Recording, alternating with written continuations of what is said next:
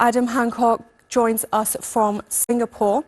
Adam, we've heard that Beijing has asked Washington to cancel these measures. How are these 54% tariffs going to impact China's already sluggish economy? Well, they really couldn't have come at a much worse time for China. As you mentioned, the economy is struggling. They're having this prolonged property crisis, still high levels of youth unemployment and a real lack of confidence from domestic consumers. And what that has meant is that China has had to rely heavily on its export market in order to meet its growth targets. And the US is one of its biggest partners when it comes to exports. China is still seen as the world's factory floor, but now businesses in the US, when they see the size of these tariffs that have been slapped on China, they're going to look elsewhere in terms of buying goods. So that is going to hit the export market hard. Therefore, that's going to add to the slowdown in China. A lot of businesses are going to struggle. More people may find themselves unemployed. And it means the governments are going to have to do more to try to boost the economy internally, try to increase confidence amongst consumers. And there's now going to be even further calls for more fiscal spending. There were some announcements at the two sessions annual parliamentary meeting earlier this year. But now Beijing really will have to do more to try and boost growth this year. And China's Commerce Ministry has labelled these tariffs as unilateral bullying and vowed countermeasures. So what specific retaliatory actions could Beijing consider to protect its economic interests? Well, they may consider slapping their own tariffs back on the United States. That wouldn't be the first time that they've done this in this escalating trade war. You might remember a few weeks ago when when the United States put 20% tariffs on China. China hit back with tariffs targeting the agricultural sector.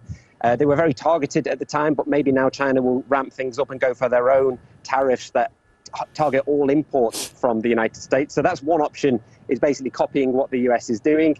They may also look to limit access to rare earth minerals, which are very important for technology and defense technology as well. They might restrict access to that for the US.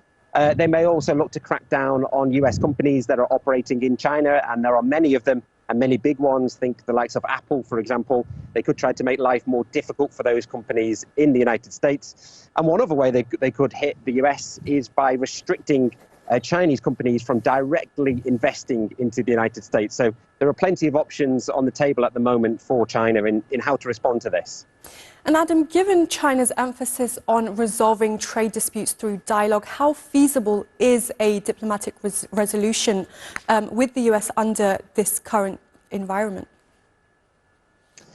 Well, it's not looking too promising right now. President Trump certainly doesn't seem keen to talk and try and negotiate on these tariffs. In this region alone, we've seen countries like Japan and India. They've held talks with trade officials in Washington to try and get exemptions on these tariffs, but none of those talks seem to have worked so far. So it's hard to see at the moment a situation where officials from Beijing and Washington are sitting down and trying to negotiate getting rid of these tariffs through dialogue.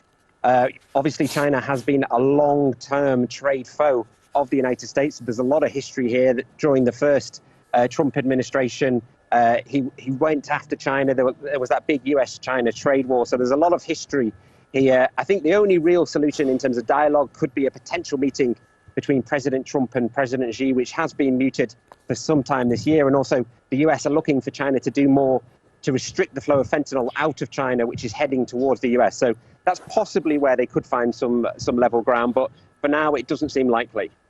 A lot of history there indeed. Adam Hancock in Singapore.